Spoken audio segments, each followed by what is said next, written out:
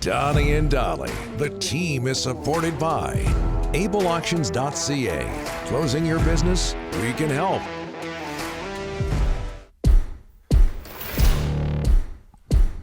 Thursday, and all of today's guests, including Jim Rutherford, standing by, are brought to you by the Vancouver Giants. Giants are at the Langley Event Center for a pair of home games this weekend. Friday, tomorrow, they take on Prince George. Saturday, they take on Everett. Puck drop is at 7 p.m. for both games. Visit vancouvergiants.com/tickets for ticket details. Canucks Wednesday, after our show was all wrapped up, acquiring Elias Lindholm from Calgary for 2 draft picks and 3 players, including Andrei Kuzmenko. And we're joined now by Canucks President of Hockey Operations, Jim Rutherford. Jim, thanks for doing this, sir. You're becoming a regular. How are you? Pretty good, thanks. Tell us what your group was thinking acquiring Elias Lindholm from Calgary.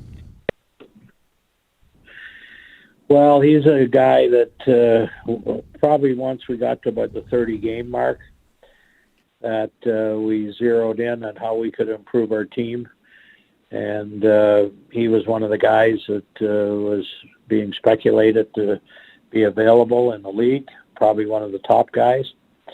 Right-hand shot center iceman. He can play right wing. He can play in all situations, penalty kill, power play, and one of the real good two-way centers in the league. So we felt that adding another center, which now we have several that are hybrid players, can play the wing or center, was important. And certainly getting another top 6 forward is going to help give us a better chance to win games.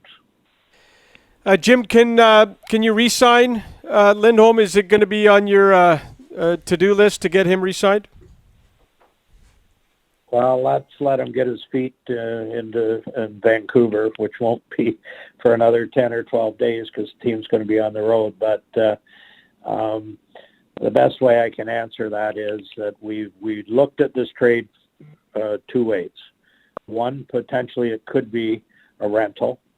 And 2, can it be long-term? Our preference would be that we can figure out something that we can keep them long-term. Jim, are you done? Or is a lot of time for the trade deadline? You see yourself making more moves?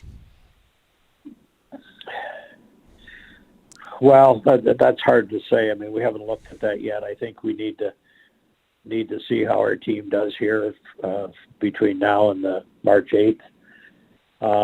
If we feel that we need to make an addition somewhere, then we'll take a look at it, depending on what the prices are to acquire the player. But right now, I would say that based on what the coaches have talked about and the hockey ops have talked about, I would say that we're pretty comfortable with the team we have here. Lindholm makes you 8 UFAs. Jim, that's a lot on a hockey club. How do you deal with all those guys? At what point? Or are you going to take it easy with that situation right now? Yeah, we won't be in a hurry to do anything with the UFAs. I mean, you know, I would say that most of these players we'd like to retain, but we have to, like all teams, deal with the cap. But you know, we're not anxious to do anything. I'm sure maybe some of the players will probably have a little more comfort level of what their future is. But if we don't sign UFAs, then it gives us flexibility. It means we have the cap space to do something else. One of the things that we do feel good about is that we have some players that are getting close to being NHL players that are playing in Abbotsford, and their development is coming along really nice. And so we're probably going to want to open up a couple of spots for guys there also. So we've got enough options here that we don't worry about it. Jim, there was a rumor this week about you were shopping Nikita Zadorov. Any truth to that? Who started that rumor? Did you start that one, Rick? I don't start rumors, Jim. You know that. It was out there in the Twitter world. Canucks Twitter, Jim. Canucks Twitter. No, we have not been shopping Zadorov. Hey, Jim, back to Elias Lindholm for a second. Where does he fit into your lineup? You mentioned him in Carolina as a right winger, in Calgary as a center. We know that you mentioned it. You've got versatility there. Pettersson can play the wing. Miller can play the wing. The list goes on. Where do you think he fits, at least initially? Well, my thoughts, and I talked to Rick Tocchet briefly last night, and we didn't get into a lot of details, but initially, I would think that Lindholm and Pettersson will play together. As you just pointed out, they can both play center. It may mean on certain games one guy will go center, the other guy will go to the wing. And then Talk's going to have to figure out who the winger is. Is it going to be Suter? Is it going to be Mikheyev?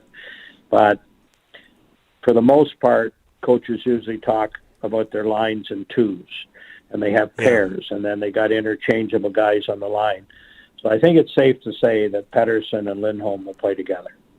Jim, you've done this before, making a major move several weeks before the deadline, getting ahead of everybody else. You did it in Carolina. You did it in Pittsburgh. It worked there, Stanley Cups, etc. What makes this the right approach for you? And if you want a player that you feel very strong about, which we do with Lindholm, the sooner you get him into your lineup, the better chance he has of getting accustomed to the team, and vice versa. And understanding how the coach wants him to play, what situations he's going to be in, and all the other players understanding what that does, how it affects them. Now, in this case, it shouldn't affect the other players. Actually, they all should feel good about it, because basically you're taking a top six player out in Kuzmenko, and you're putting a top six player in. So the only player from the lineup that's been here for the start of the season, it affects Kuzmenko. He's not here anymore. So getting the player in earlier and getting adjusted to everything, the new city he's going to live in, the team, how the team does things, it gives him and the team a better chance to be prepared for the playoffs. Jim, do you have any idea what kind of competition you had for Lindholm? I don't. It's my understanding that there were several teams, and it's my, obviously we put forward the best offer, but maybe it was the only offer at that point. Like lots of time, teams think they have time on players, and maybe thought this player was going to be available still in March. That's why we like to jump in there to know if we're not getting this player, move on to what Plan B is.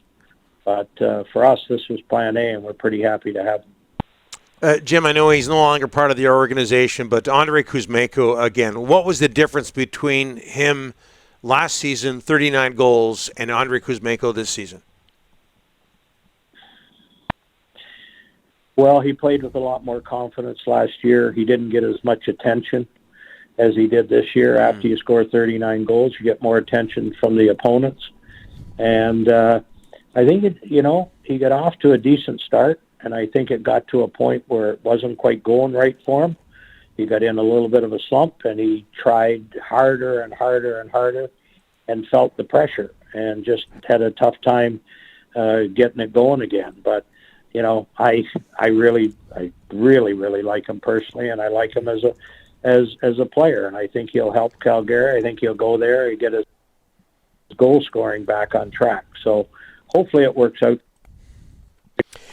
Jim, the Elias Pettersson contract, you're patiently waiting to negotiate with him. Is there any update? I mean, I'm going to guess you'd like to get going here, but the player right now doesn't want to engage. No, and we're okay with that. He's not unrestricted at the end of the year. We've said this several times. There's no hurry, and let the player have a comfort level on making his decision. So nobody's getting anxious, and he's having a good year. So why would we put pressure on him to disrupt what he's accomplishing? Okay, Jim, before I let you go, why wouldn't you let the media know about this trade at that press conference yesterday? That must have been difficult to keep secret. Well, as I was sitting in the back corner listening to Patrick, it was a little difficult. But the fact of the matter was, the trade was not officially until after the press conference. We felt pretty comfortable that it was going to get made, but it was not officially done until after, probably an hour after Patrick finished his press conference. Well, you're a better man than me. I would have blurted out something, and good on you for being that patient. Jim, like I say, you're becoming a regular, and we can't thank you enough. Thanks so much for this. All the best. Okay, thanks, guys. Have a good day.